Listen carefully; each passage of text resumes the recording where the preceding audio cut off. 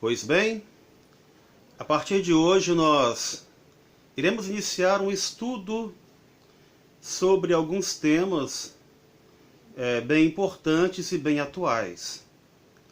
Devido a essa grande situação aí de pandemia, né? Muitas mortes, muitos funerais deixaram de acontecer.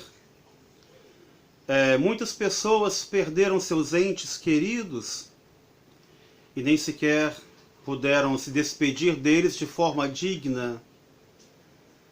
Então, a dor é muito grande, o sofrimento é muito grande. Então, a partir de hoje, estarei fazendo um estudo sobre vida, salvação, também a perdição. Falarei sobre céu, sobre purgatório, sobre oração, inclusive, sobre paraíso também, né? E para ajudar nesse estudo, nesse caminho, eu sempre terei às mãos o Catecismo da Igreja Católica. Eu sei que eu não estou falando somente para católicos. Então vai aqui desde já o meu agradecimento aos irmãos evangélicos, protestantes, né? De igrejas tradicionais, ou mesmo pentecostais aí, que assinaram o canal e que me escutam. A minha proposta é que toda quarta ou quinta-feira eu faço um estudo desse tema a partir do Catecismo da Igreja. É evidente que o Catecismo da Igreja ele vai se basear, né, na Palavra do Senhor, na Bíblia Sagrada. Então, é com muita alegria que eu saúdo os meus irmãos aqui da paróquia Nossa Senhora do Rosário, das 10 comunidades aqui de Vila Velha, e todo o estado do Espírito Santo, e também onde mais esse vídeo chegar, né? De modo especial, eu conversei hoje com o irmão André, que é da Igreja Assembleia de Deus, lá de Conceição da Barra. Ele também estará aí vendo esse vídeo, né?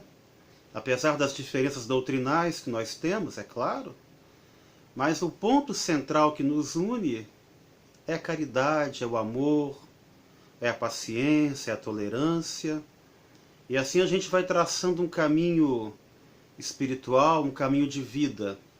Que, aliás, o primeiro tema que eu vou falar será sobre vida. Então eu trouxe também, antes de falar sobre vida, né, um tema atual, sabe? A caridade, o amor. Hoje as redes sociais, elas estão muito, eu vou dizer assim, carregadas, né, de postagens onde um agride o outro. Não são poucas as discussões através das redes sociais. Mas será que isso é próprio do ser cristão? O brasileiro, ele tem, por cultura, por origem, o cristianismo, desde os tempos da descoberta do Brasil colônia, do Brasil império, quando a igreja ela se separa do Estado, né? Por vários motivos. Então nós temos uma cultura religiosa cristã, quer seja através da Igreja Católica ou de outras igrejas também, que seguem, eu vou dizer assim, essa vertente cristã. Também um país colonizado, né, por homens e mulheres que são chamados de escravizados vindos da África, também trazem para cá a sua cultura religiosa. Então, o nosso país, eu posso me arriscar, sem dúvida alguma, não tem uma linhagem pura. Nós somos uma mistura de povos. Mas muitos não se veem assim. Nós somos uma mistura. O nosso DNA ele é carregado por branco, por negro, por índio, asiático, europeu, indígena, né?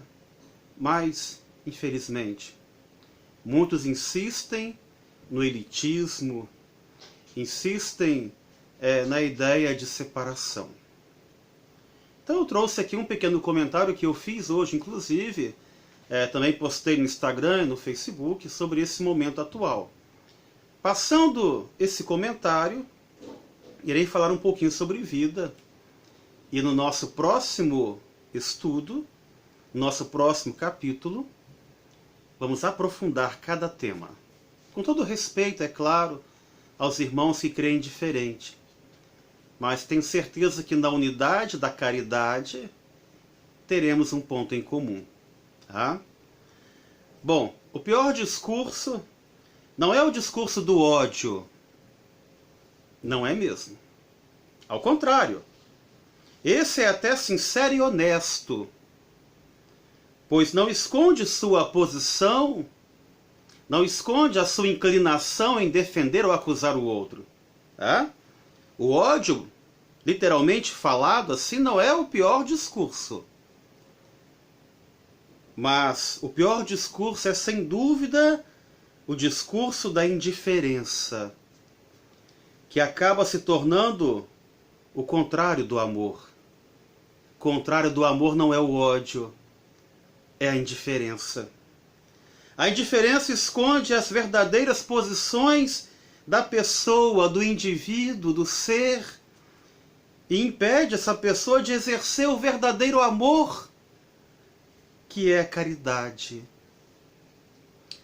Ainda que seu discurso seja de amor, de paz, de assistencialismo, de ajuda àquele que sofre, ainda que seja um discurso de solidariedade, de caridade, ainda que seja esse discurso, mas por causa da indiferença, olha que interessante, por causa da indiferença, ele acaba não amando o diferente.